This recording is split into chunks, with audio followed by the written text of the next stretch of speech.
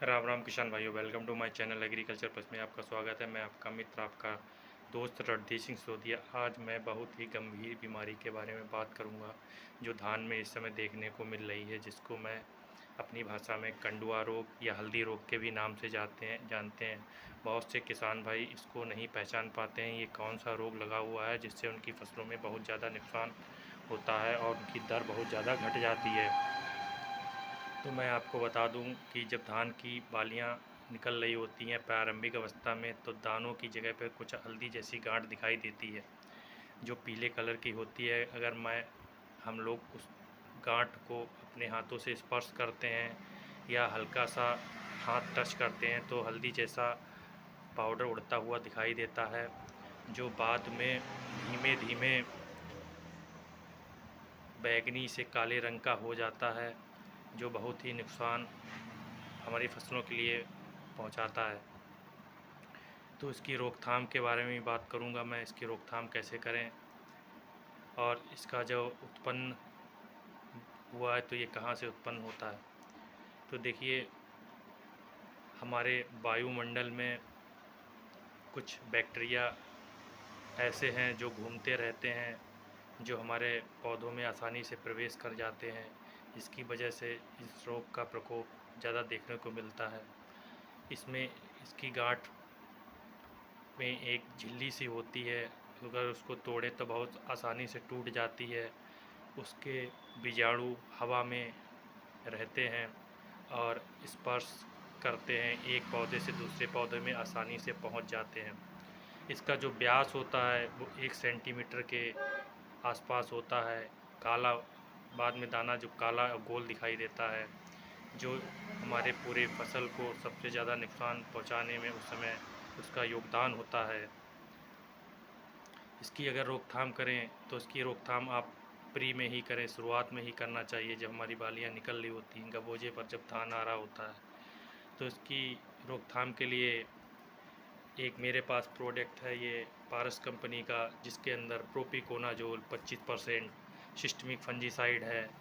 इसको आप 300 ml प्रति लीटर पानी में एकड़ के 300 ml प्रति एकड़ के हिसाब से आप इस्तेमाल कर सकते हैं, या हमारे बहुत से वैज्ञानिक उसको 1 ml प्रति लीटर पानी के में भी इस्तेमाल करने का सुझाव देते हैं।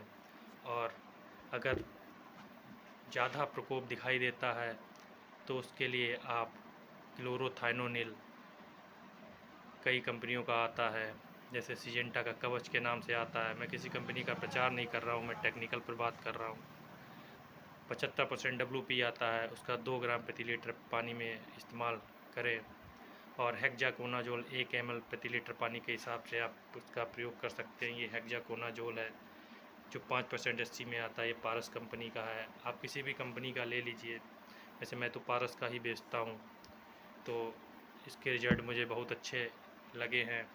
इसका आप उपयोग कर कीजिए अपनी फसलों में, और अगर आवश्यकता पड़े तो दोबारा 7 से 8 दिन पे स्प्रे ज़रूर कीजिए।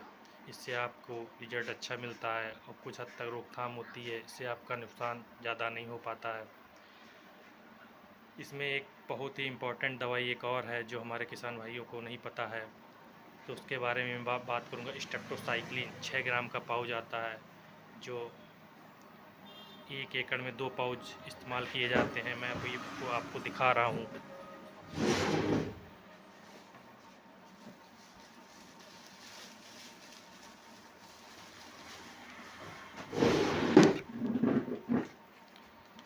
ये स्ट्रेप्टोसाइक्लिन का पाउच आता है, ये आप 1 एकड़ में 2 से 3 पाउच डलवा सकते हैं। ये एंटीबायोटिक होता है और उसके अंदर स्ट्रेप्टोमाइसिन सल्फेट होता है, टेट्रासाइक्लोजिन हाइड्रोक्लोराइड होता है। ये एंटीबायोटिक होता है, आप इसको साथ में ही मिला के करवाएँ। मैं तो इसको 300 ml इसको लेता हूँ और 2 पाउच एकड़ में इसको लेता हूँ, जिससे बहुत ही अच्छा रिजल्ट मिलता है। कुछ हद तक रुक जाता है और 7वें 8वें दिन पर दोबारा स्प्रे ज़रूर करवाएं। अगर जानकारी अच्छी लगी हो तो ज़्यादा से ज़्यादा लोगों को शेयर करें और हमारे किसान भाइयों को बताएं, ताकि उनको ज़्यादा से ज़्यादा नुकसान ना सहना पड़े। और ज़्यादा से ज़्यादा लाइक करें।